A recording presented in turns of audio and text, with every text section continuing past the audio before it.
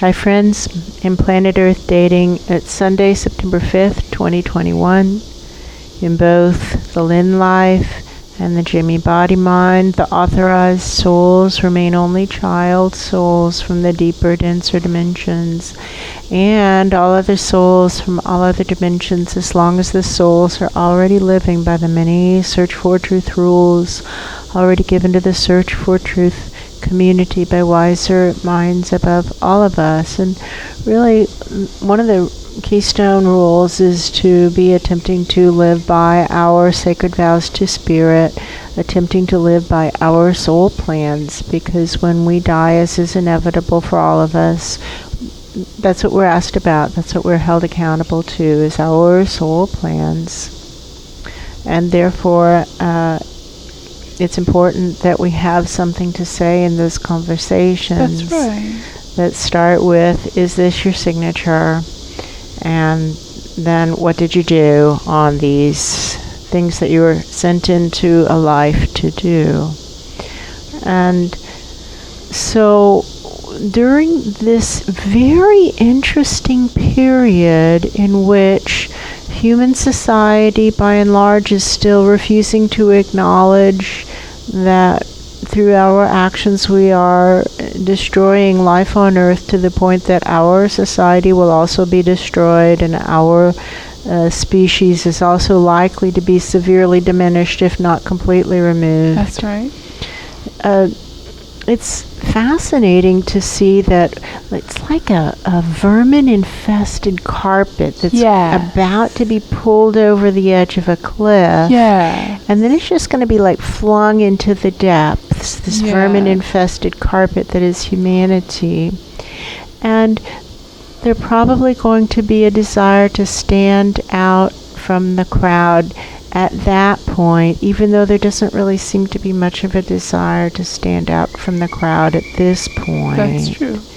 And it's interesting because for 20 years, the input from above has been, you do not have as much time as you think you have. You need to kick it into gear right now to address these big problems.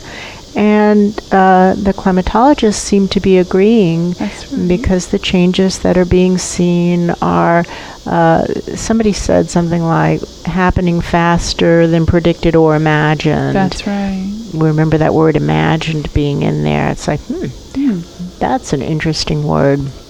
And so it's all coming down around our ears kind of like now. The planet is on fire, and the atmospheric breakdowns are pretty obvious for those who have been studying wind maps for 4 years or more. That's right. It's happening now. The breakdowns are happening now. Yesterday, we read a news flash. Somebody else is talking that there was rain in Greenland, and that hasn't happened before.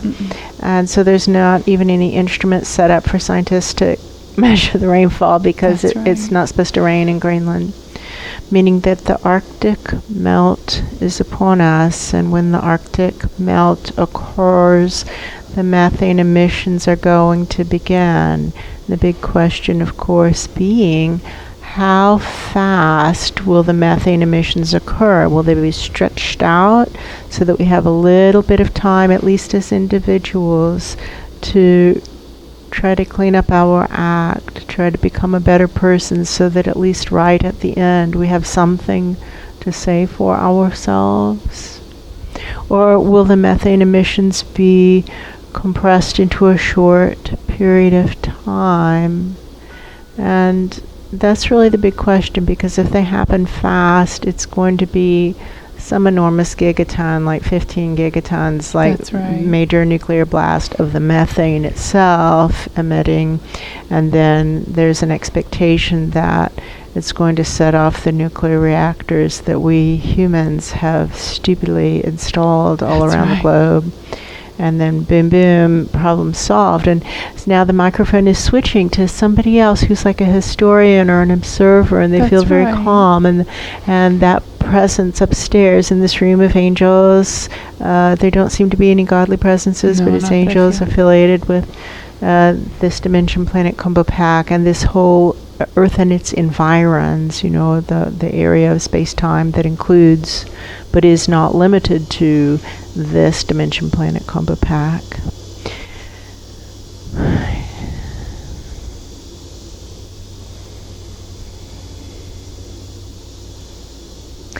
And they're asking that presence maybe questions something to do with events of mass death. And the big trouble seems to be that nobody notices that they just died, because everybody just died. That's and right. It just, the psychic people feel bad. They feel ill for maybe a week, maybe 2 weeks, and they attribute it to whatever's going on in their lives right before the mass death event. And clients are starting to ask us, in this era, what's going to happen when we die?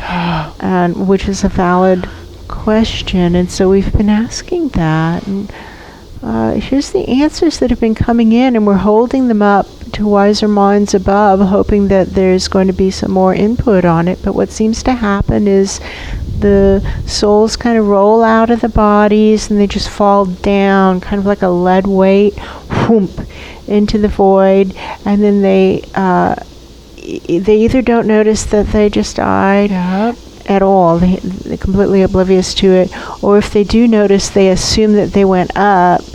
Nobody seems to understand that they just fell down, and I think we all know what that means, right? Falling down when you die, it's bad, right? That's bad. Heavier vibrations settle down, and there you are with all the people who you definitely don't want as your companions, because their vibrations are also heavy, and that means they're mean and selfish. Right. Mean and selfish. And that is what typically happens. And so it's really helpful, at least for each of us as individuals, to try to differentiate ourselves from the vermin of our own society. And we are members of the vermin species. It is us. True. And we are members of the vermin culture. It is us. If you are observing this video, you can assume you are a member of the vermin culture because you have access to a computer. Frame this message, and why do you ask? And so it's important to differentiate ourselves somehow. First, trying to be unselfish, and second, trying to sound the alarm, and at least try to get people to stop having babies, at least stop bringing babies into the world that are just going to suffer enormously. That's right. The window of societal shutdown, societal collapse, I apologize, I don't recall the climatologist's name. It was a woman, and she said it could happen as soon as next year. That's right. Next summer. And then there are a body of climatologists, including Guy McPherson, who's, by the way, very credible and very compelling, and we hope that Guy stands out when his time comes, as is inevitable. We hope that he is not pulled over the cliff with his cowardly companions. So they say by 2030 it's likely to be over, and when we ask upstairs, they say by 2030 is likely, but depending on how slow the methane emissions are stretched out, how wide they're stretched out, it could be a lot sooner or a lot later. And they basically say it could be as soon as next year, which is not 2023, which is 2022. So it could be sooner than the climatologists are predicting, or by the time it all comes apart, it could be later. That's and right. Now many people have asked, well, when is it going to start affecting us? And we think that's a really odd question, because we think it started affecting us, 20 years ago. That's true. And way back when, like right now, the areas where a bunch of billionaires live are on fire. Yeah. And like, when is it going to be enough that those who are sitting on the pots of money that Spirit sent so that they could act to solve this problem, when are they going to start acting to solve the problem? It's an interesting question. And so each of us to acknowledge that we too have been given some resources, and to try to throw those resources into the effort to stop the destruction and to reopen portals to higher vibrations above all of us. divinity by any name. And if divinity is telling us something that's convenient right here at the end times, that's somebody wearing a divinity badge or a divinity costume. Because this is a very inconvenient time, and the truths are inconvenient. There's some question from viewers about masks and vaccines, and what the angels, what do they recommend?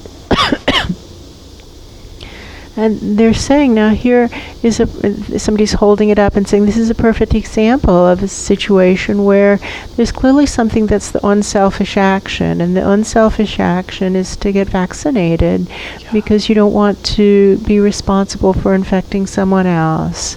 And so obviously get vaccinated. And if you don't even want to take that level of action, there's no hope for you, and you're just going to be pulled off with the rest of the vermin in the rotting carpet and thrown into the depths. And I'm sorry, that doesn't, we don't like saying that. That's what they're saying. So we really would remind you guys that this is channeling, and we understand that we don't have the magic camera that can show you the presences who are actually speaking, and we have long wished for such a camera, but that is true. If wishes were horses, then beggars would ride. And we have no magic camera.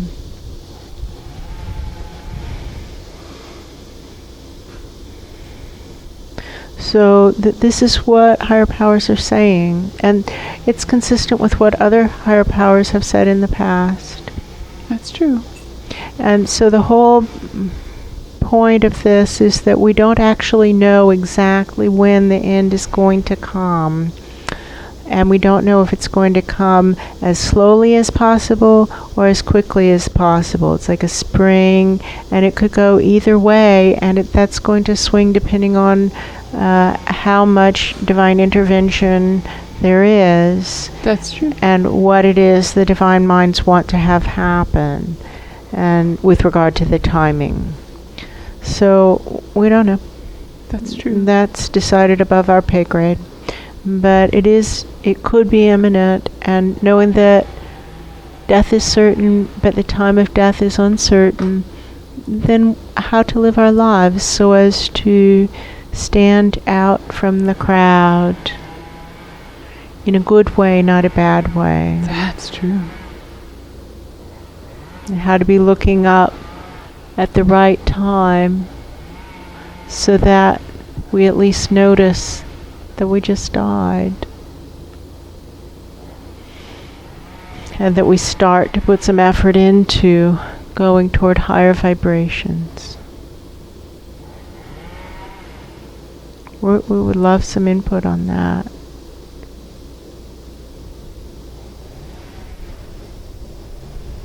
Do you hear anything? No. I don't hear anything either. It's very quiet. They're talking about the starfish metaphor of there being billions of starfish on a beach and they're all dying, and somebody picks up one starfish, flings it in, someone else says, "Why are you doing that? That doesn't make any difference." And the flinger says, "It does to that one." Yeah, that's true. And to really try to differentiate ourselves, not through hypocrisy and false actions, because heads up friends, that makes it a lot worse. Don't do that, but actually try to actually be unselfish. At a minimum, we should all be tithing, giving 10% of our income to some causes that we hope are going to make a difference in these end times. And if we're not even tithing, you can forget it. We can just forget it. Nothing is going to go well for us. It's like a checklist. Yeah. Are they tithing? Are they volunteering? Are they something else? Are they carbon neutral? Yeah. Are they carbon sequestering? That could be it. Are they tithing? Are they volunteering? Are they carbon sequestering? Interesting.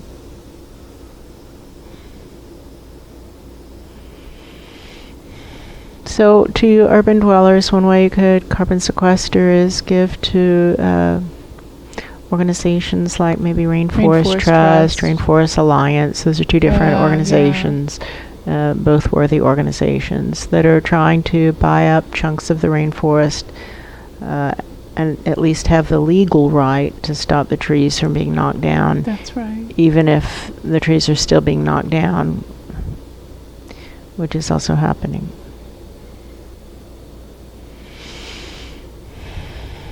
And there are also carbon sequestration companies. That's what they're There's talking Sea about. Combinator, who works with seaweed, Yeah. and presumably others also. But there's a lot of talk about seaweed, Yeah, and that's right. carbon sequestration.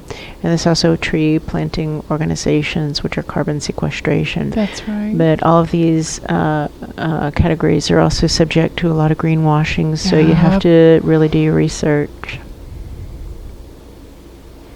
His message.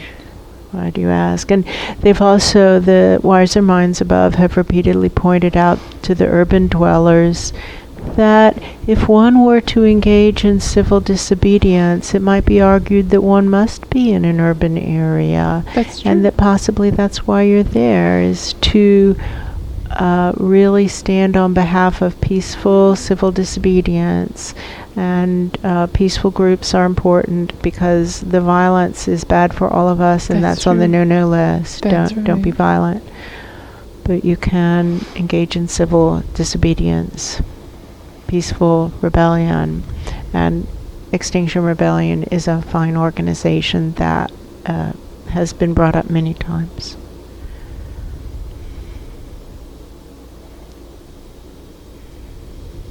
For him, his message. And why do you ask?